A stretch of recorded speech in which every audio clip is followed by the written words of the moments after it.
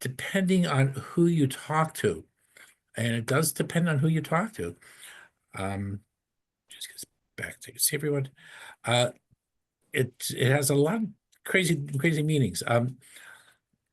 First of all, the Omer itself, to begin with, which everyone knows, the Omer offering itself, or the sheaf offering, was like a sheaf or a bundle of grain that was given to as a gift to the temple, and it was given sometime between Passover and Shavuot, culminating in the barley harvest, which was happening on Shavuot. Although there's no calendar date in the Torah for the holiday of Shavuot, it's determined by the Omer count. They figured that from the 49 days from Passover, from the second day of Passover, then it happens on the seventh day of Sivan, in the Torah itself. But there's very little to do that really talks about it. For rabbinic Jews, Orthodox and Serbian Reform, it begins on the second day of Passover. For other Jews, Karaite and other types of Jews, it actually begins on the first Shabbat after the Seder. So they actually have a different date for Shavuot, which is kind of interesting. But how it started, from that everyone should count and be aware of the time period. It kind of blossomed from there. From there, it started off that it became now that it was these 7 weeks. It's a 7-week period called the Feast of Weeks. And as a matter of fact, if in the Catholic tradition, they do have a festival of weeks, or Pentecost, right around the same time that we have Shavuot. So they still count those days between Passover and Shavuot. Remember, Passover represents the Last Supper, so they have some reason to kind of do that. But either way, that's kind of where it started. But since the Torah, especially since the temple was destroyed, it kind of like blossomed into something totally different. So it became eventually, especially after the second temple was destroyed, it became a time of mourning.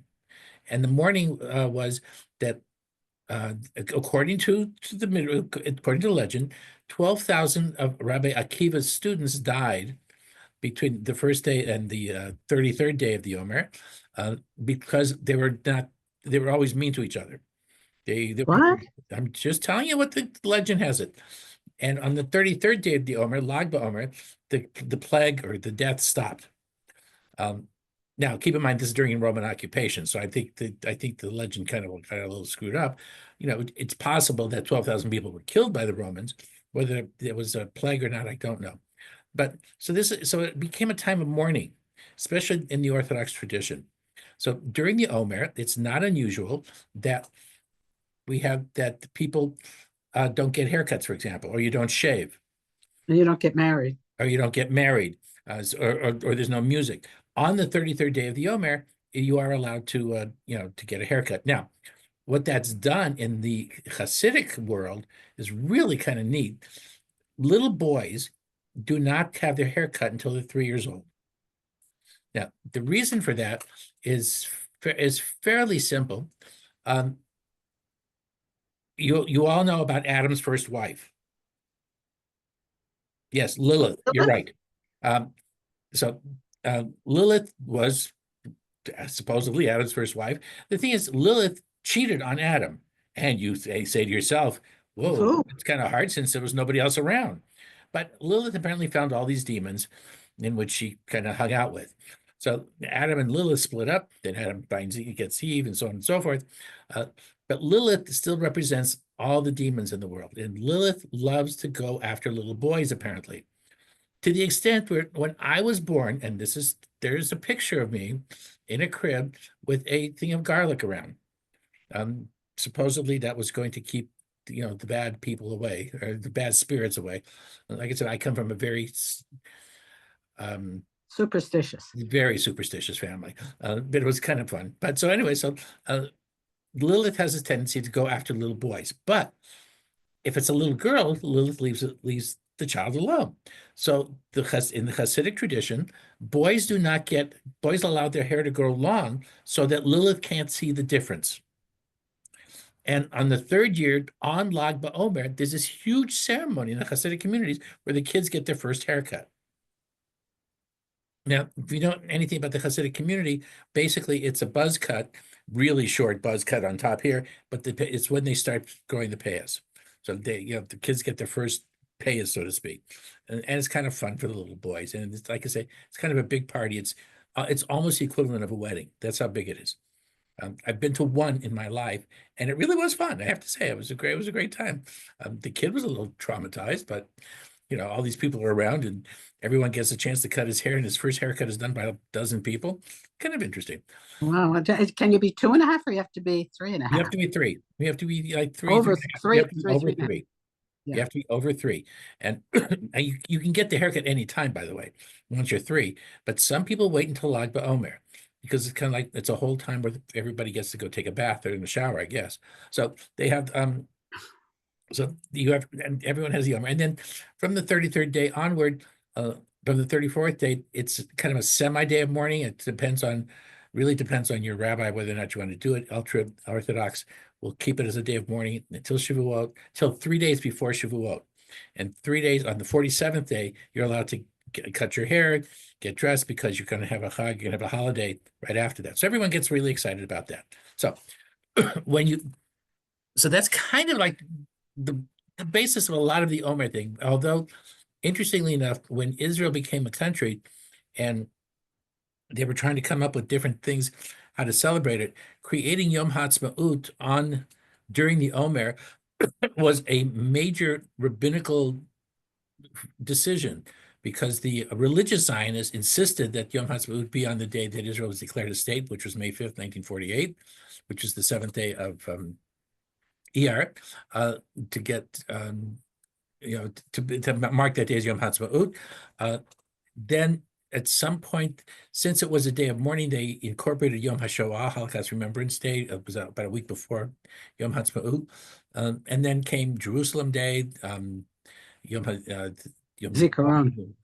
basically all these nationalistic days. There's Independence Day, Memorial Day, Independence Day, Jerusalem Day are the three nationalistic holidays, and then the Holocaust, Yom HaShoah is like a week before each one, a week before. We don't do Jerusalem Day, right? We do. I mean, we don't do much, there's not much to do, but we acknowledge it. I do if there's school during that time. And which are the 2 days that are back to back? That's Yom Ha'atzmaut. That's Yom HaZikaron and Yom Ha'atzmaut, Memorial Day and Israel Independence Day. Okay. So today we count the Omer. You say two blessings. Asher kitchenu b'mitzvotav etzivanu al sfirat ha'omer. We thank God for gave us the commandments and command us to count the Omer. And then when we say it, you say today is one day of the Omer. I would say today is 23 days of the Omer, and and then you always would say today, like for example, on the 8th day, you'd say today is 8 days, which is 1 week and 1 day of the Omer. So 23 days would be like 3 weeks. No, I'm sorry, 2 weeks, and I forget how many days. And that's kind of like how you count it. So you acknowledge it, and usually do it at night after sunset. Now, that being said, what modern Judaism has done with the Omer is this part of it. Oops. Hold on, I gotta go get the thing I wanted to share. I just got to put back on there. There we are.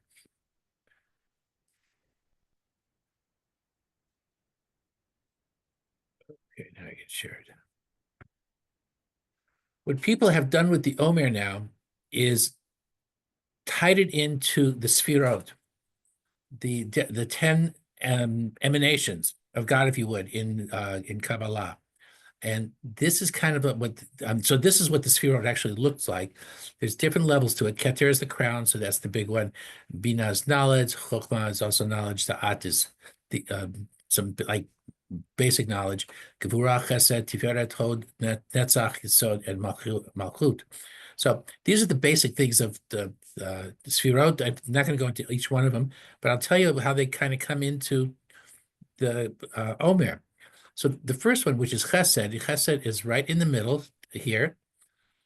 Chesed is literally means loving kindness. It represents, as it says, being in the flow in a time of ease, love, and comfort. It's in our when they talk about how does it represent people, it's your right arm, your shoulder, and your lung. The biblical reference is Miriam dancing through parted waters and Abraham inviting you into his abundant orchard. So color white.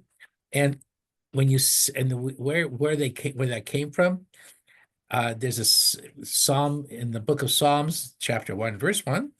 Ashrei ha'isha asher lo halach, happy is the person who does not walk, but sa'at rishaim, in the council of, well, it literally means in the council of the evil or council of bad. Sa'at is a forest, as a matter of fact. So it's the person who does not go into a forest or group of evil. U'v'derech hata'im, and stood by people who did and stood in the path of those who did misdeeds, lo amad b'moshav leitzim lo yashav, and was not sitting in a place of jokers or scorners or anything like that. So basically, happy is the person who doesn't walk around with bad people. That is like when you're saying the Omer, it's a way of kind of like acknowledging that, hey, I'm a decent person here. And there's a whole blessing that goes with it. Aside from,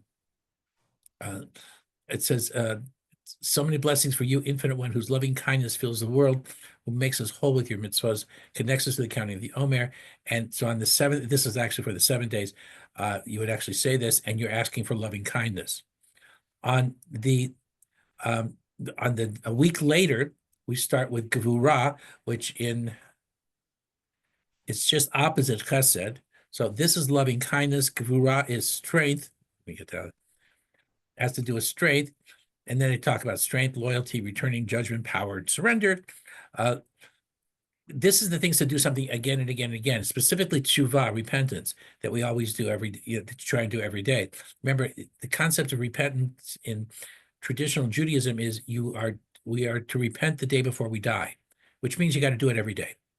So the human imagery, for this, it's the left hand and arm.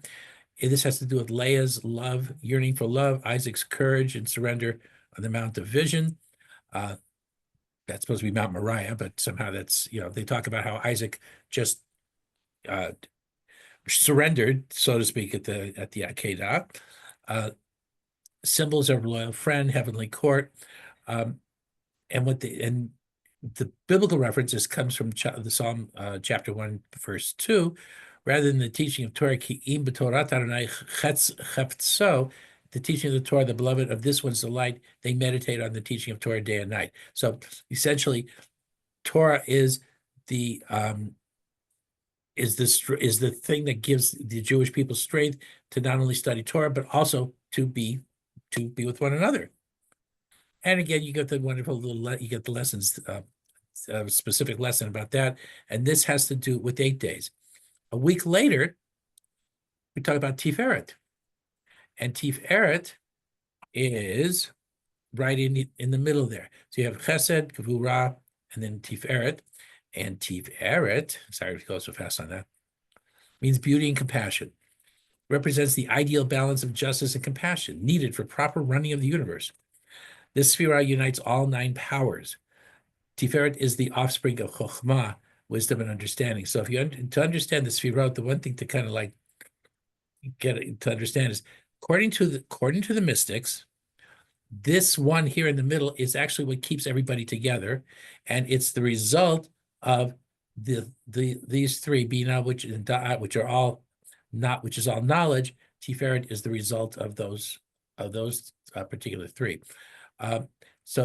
But it's not beauty in the sense of something that's beautiful. What it has to do with like compassion, or what's called rachamim. The interesting thing is, this is when someone in the Torah talks about Anochi, that I am here, or Hineni, this is the Tiferet. This is what's given, where that kind of comes in, because you can't be somewhere without being compassionate or understanding about it, according to all of this, according to the Sfirot. The biblical figures they use are Eve, Hannah, Jacob, for Israel, Moses and Adam, it's the spine, the torso, and the heart, which is, the things that keeps us going. There's all sorts of symbols for this. And one of the things that it talks about in verse 3 and chapter 1 in Psalms, this one is like a tree planted beside streams of water. A tool al palge, another word for tiferet, mayim asher perio. This is, in other words, this is it's a central part of what's going on in nature right now, and with the rest of us. The next part is called netzach, which means success, victory, persistence. I don't know why I'd have endurance, but I think it's really success. Your right leg, hip, kidney, adrenal glands, regulating cortisol, and flight responses. So, Yeah, can I ask a question? yes. Yeah. How does these human parts relate to success or beauty? I mean, how? It seems to me a little far-fetched. Well, you got to keep in mind that mysticism is far-fetched in many respects. Netzach is over here on the right side. That's where they get the right side of everything. It's on the lower part, so that's why they figured out it was the hip. It's necessary to move from one place to another, which is why, I'm just going to get back down to Netzach for a second, which is why the Wait, figures, leg, hip, kidney, adrenal glands? well, they talk about all sorts of different things. Keep in mind, the kidneys and the adrenal glands are needed for are needed just for basic survival, and the fight and flight responses are as well. So Netzach is our way of getting of succeeding. We need these things to succeed or to endure victory, so to speak. And that's why they use the biblical figures of Rebecca and Moses, because remember, Moses gets out of his own way and finally gets the people to the edge of the promised land. I mean, it's a huge journey, but he does make it. He gets from one place to another. Rebecca moves the entire story, starting from the time that she first meets Isaac until she tells Jacob to go to her brother. She moves the entire biblical story, onward. If it wasn't for Rebecca, things could have ended really well, really quickly for Jacob and Esau. So she kind of does this. In the temple, the temple itself had these three pillars in the front entrance, so to speak, of the Holy of Holies, and the right pillar, Yachin, is considered this Netzach. Keep in mind, in mysticism, you can kind of do a little bits of everything. I mean, I'm not. I mean, it's not like they made it up, but this is where they kind of like come up with it. And there's also, again, I'm not doing a tremendous job on the Sfirot. I think it's kind of cool on how they do that, but there's other things that I think people can learn, as well. Netzach has the qualities of a teacher, the leader, the achiever, the giver. Netzach uses the gevurah, the strength, energy to push through obstacles that make things happen. So you can kind of understand how, this is the power that allows the other ones to possibly move. If Tiferet is keeping everything together, the thing that moves everything is Netzach. And where do we get the strength from Netzach? It's from Gevurah. So they kind of like get intertwined at that particular time. So as we're counting this particular, we're counting the Omer, you can see that kindness, the kindness of persistence is the theme of that particular week. The last one I'll deal with is Hod. So this is like the next week. I forget, Hod starts on the 29th day, which will be the end of this week. So Hod is gratitude, empathy, and learning. And I'm just going to run back up here. Here is opposite Netzach, so it's on your left side. So actually, all these things deal with this particular area right here. And the nice thing about Hod is, I know, left hip, leg, and kidney on the left side, but it's also referring to learning and understanding and being open to people. It talks about gratitude, empathy, and learning.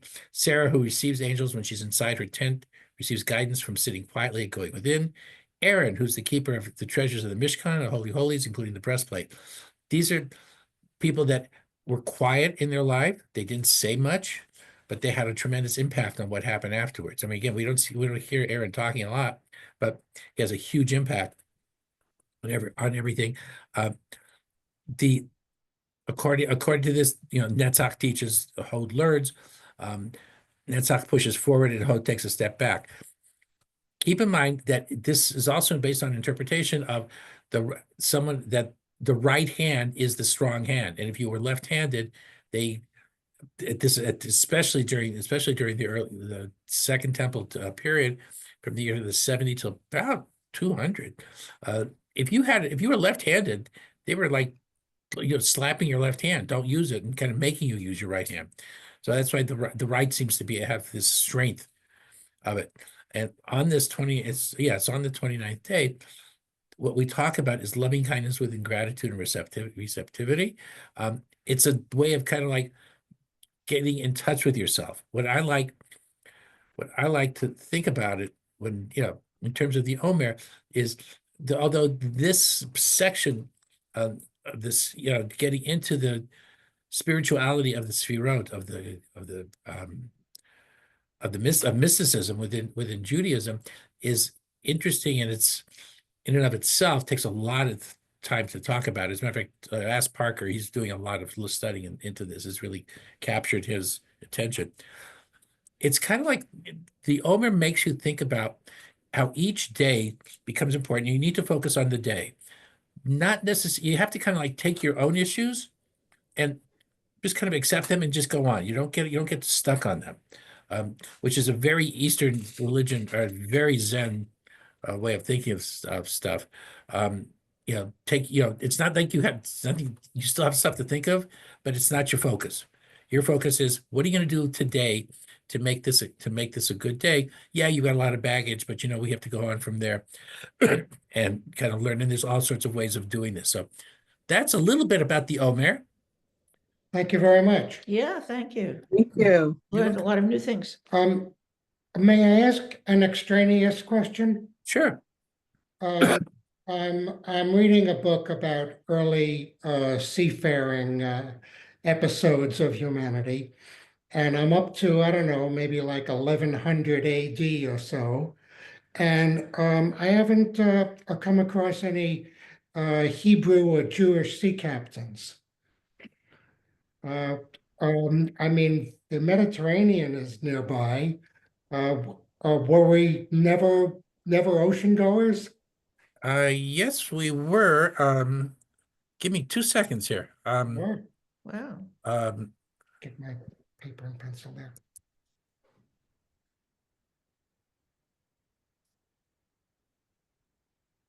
Because one of the things, because during the Davidic, when David and Solomon were kings, they both had merchant marine. They both had merchant vessels and warships. They